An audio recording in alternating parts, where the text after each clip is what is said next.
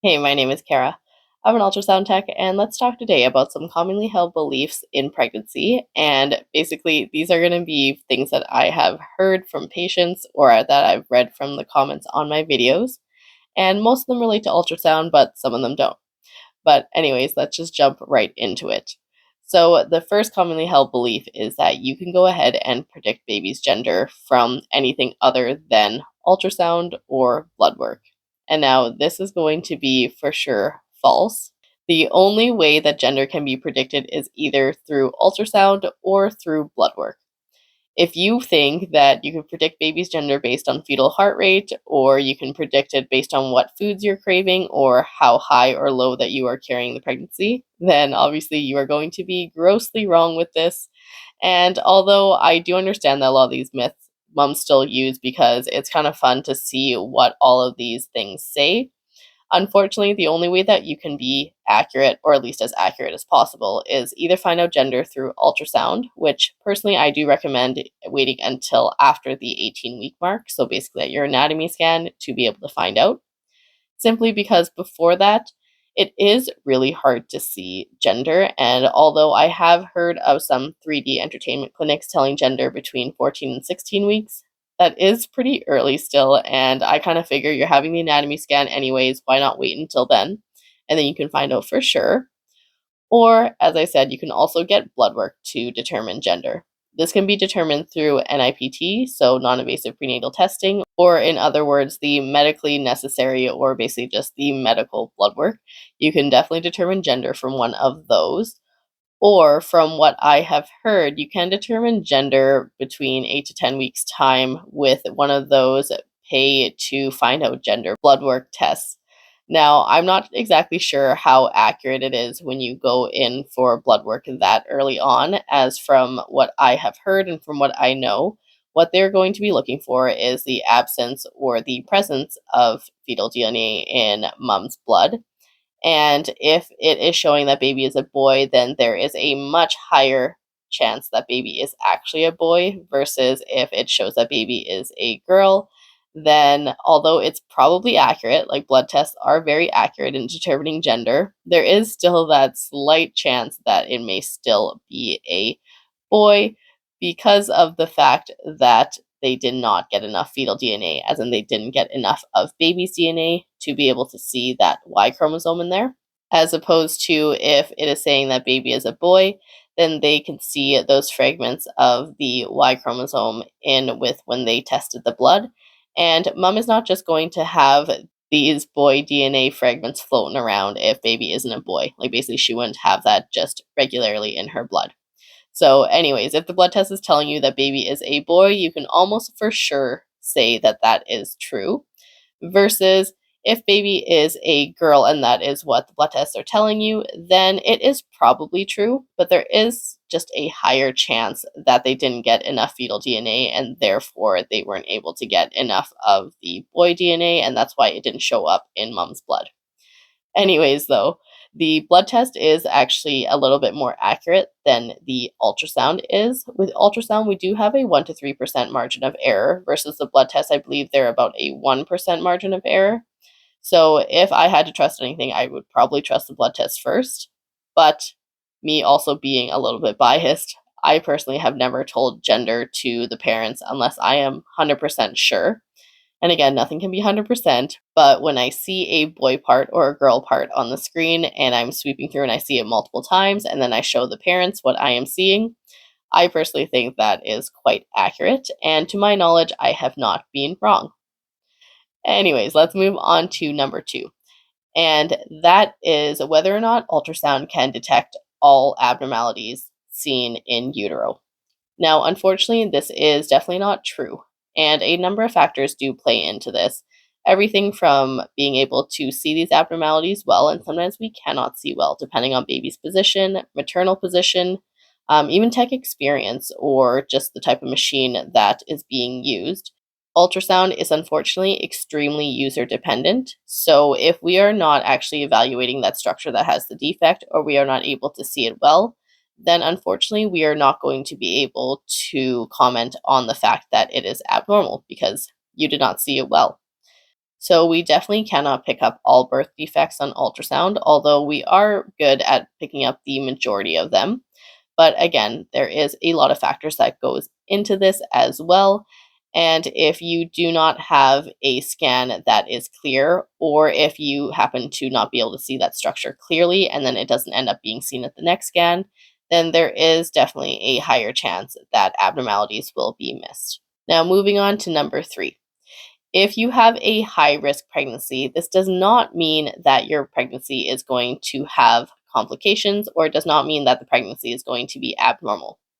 When your pregnancy is high risk, the only thing that this really means is that you have a higher risk of having complications during the pregnancy or during labor, but it does not guarantee that things are going to go wrong or that there is something wrong with baby.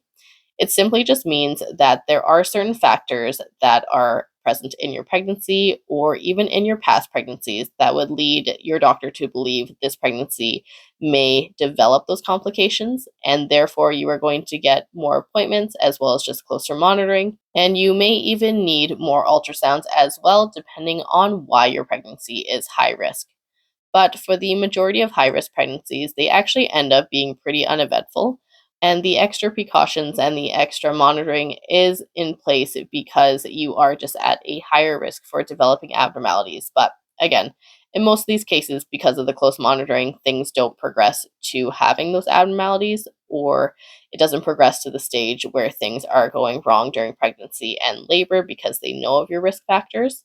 So, again, just because you're high risk does not automatically mean that there is something wrong with your pregnancy. Something else that I have heard some patients say is that they think 3D ultrasound is more clear than 2D ultrasound. So, this is absolutely not true in the sense of we are able to see more with a 3D ultrasound because they are using the exact same machine, they are using the exact same sound waves, etc., to be able to produce both images. It's just 3D is going to look more lifelike because it is taking into account the third dimension. And if you are not getting a clear 2D image, you are certainly not going to be getting a clear 3D image. So, in the clinic that I work at, we are a medical clinic, we are not an entertainment clinic. So, the only time that we ever really use 3D is to go ahead and take a better look at certain deformities, such as a cleft lip, is kind of the most common thing that we always think of in using 3D for. And again, though, it is not going to make things look any more clear, but it is going to give a different aspect or basically just a different picture of it. So instead of having just that classic black and white 2D image, you are going to have a image that looks a little bit more realistic. And it then can help us just conceptualize it in our heads where that defect is, as well as how it kind of looks if baby was actually on the outside, as in not just a flat 2D image on the screen. But again, it doesn't mean that 3D is more clear. It just gives a different perspective of the image. And you do need a clear 2D to get a good 3D. If your 2D is crap, you're not going to be able to get a good 3D image. Speaking of 3D images and also, I guess, 2D images as well, we can change the color map on our ultrasound screens, which is kind of fun, kind of cool. So we can make your baby blue or green or pink, depending on the color map that we choose. But what we can't do is determine baby's skin color. I have been asked this by a few patients, and we definitely cannot determine the skin color of baby on ultrasound. But again, we can use our little color maps to turn baby different colors, but we definitely can't tell what skin color baby is with ultrasound. What we can tell though is if baby has any hair. Usually, this is seen in the third trimester, and it's usually seen best in the short axis view of baby's head. And you can basically just see hair on the ultrasound, almost appearing as like little floaty, like tendrils, almost like you are looking at hair floating in water, which is basically exactly what you're looking at on ultrasound. And we can definitely tell this in the third trimester if baby has hair or not. Speaking of baby's hair, one of the biggest things that I hear from patients is the fact that they have heartburn. So basically, that means baby has hair because baby having hair is going to cause mom heartburn.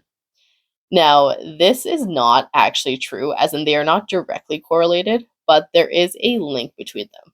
So let me explain. There is a certain hormone that is going to cause the valve between the stomach and the esophagus to relax during pregnancy, and that hormone is called progesterone. So that is going to cause that valve between the stomach and the esophagus to relax, and therefore stomach acid is going to end up in the esophagus easier, and therefore that causes mom having heartburn. And at the same time, with that same hormone, progesterone, it is responsible for hair growth on baby. So, although baby's hair does not cause the heartburn, and progesterone is causing both of these things, it is basically because of the progesterone that both of these things are present when mom has heartburn and also when baby has a lot of hair in a mom that has heartburn. But it's not because baby has a lot of hair that mom is getting heartburn. Hopefully that makes sense. I know I explained this in one of my TikTok videos before and it created this whole big confusion. But at the same time, you can just think of it as progesterone. So this hormone is causing both of these things, both the heartburn as well as the hair growth with baby. But it's not because of baby's hair that mom is getting heartburn. Hopefully that makes sense to you guys.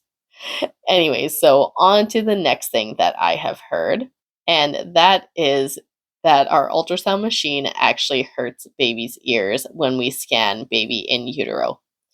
Now, this is absolutely not true. The frequencies emitted from the ultrasound machine are way too high for human ears to hear. So, therefore, when we are scanning baby in utero, we are not hurting baby's ears. Baby cannot hear the sound waves coming out of our machine. And we most certainly have tested this, and it has been proven in many studies that this is definitely not the case. So, baby cannot hear our ultrasound machine in utero. That is definitely a proven fact. And for the very last thing that I'm going to touch on in this video is the correlation between ultrasound and pregnancy loss. Basically, is there a correlation between ultrasound and pregnancy loss? The short answer to this is no. But what I would like to explain is the fact that a lot of pregnancies do end in pregnancy loss, unfortunately. I believe the stats are up to about 50% of pregnancies do end in pregnancy loss. And when we are scanning mums in the first trimester, if we are seeing something abnormal from up above or we are not able to see baby well, we are going to recommend doing an internal ultrasound. I have heard from many patients that they are scared of doing the internal ultrasound because they are scared it is going to hurt the pregnancy or that it is going to cause bleeding, but it definitely does not cause the bleeding. Sometimes it does irritate the cervix, and therefore, mom is going to have a bit of spotting afterward. But if the pregnancy is not viable or if it is abnormal, it is not going to be the ultrasound that caused it to be abnormal. If anything, it is the ultrasound that is going to give a indication that the pregnancy is abnormal, or we are going to be able to see with the ultrasound some of the features of the pregnancy that would indicate abnormalities. But at the same time, we are not going to be obviously causing the miscarriages or the pregnancy losses with the ultrasound. It is not going to be harming the pregnancy in that way and therefore ending that pregnancy. And I do think that this is a good example of correlation does not equal causation, or at least perceived correlation, anyways. So, in the first trimester, that is when we are doing the vast majority of internal ultrasounds to be able to see baby. In the first trimester as well, especially early on, that is when the majority of miscarriages happen. So, already when we are needing to do those internal ultrasounds, usually in the first trimester early on, that group of women is already at the highest risk for pregnancy loss. So, already that subset is going to have an increased risk to have that miscarriage happen to them. And we are also going to be doing the internal ultrasound on more of these patients. So, already this subset is basically just at a disproportional amount of having internal ultrasounds done. And therefore, it may seem that many of these women who have had internal ultrasounds done will also have pregnancy losses. But again, it is not because we did the ultrasounds on them and then they went on to have a pregnancy loss because of the ultrasound scan. It is more because they were already at a higher risk, or we were able to see something abnormal from up above, and therefore we recommend doing the internal ultrasound. And therefore, we basically were able to see that there were risk factors involved, and then they went on to unfortunately miscarry. I do have a video as well that I posted a couple of weeks back, I believe, on the safety of ultrasound. So you guys can check that out if you want more information on just how safe ultrasound is. But in the end, ultrasound is definitely not going to be the cause of pregnancy loss if it is used in a medically necessary way. And again, I explained this a little bit further in that safety of ultrasound video, but the exams that your doctor is ordering are medically necessary. They are not going to be ordering exams that are not necessary and basically exposing baby to more ultrasound than what is necessary. So you don't have to worry if you're going to the exams that your doctor is ordering. So that's not going to cause any harm to your pregnancy. So, like always, if you guys have found this video helpful, please like, comment, and subscribe. And I also make videos over on TikTok. So go over there and check out those videos as well if you want more of a short format video.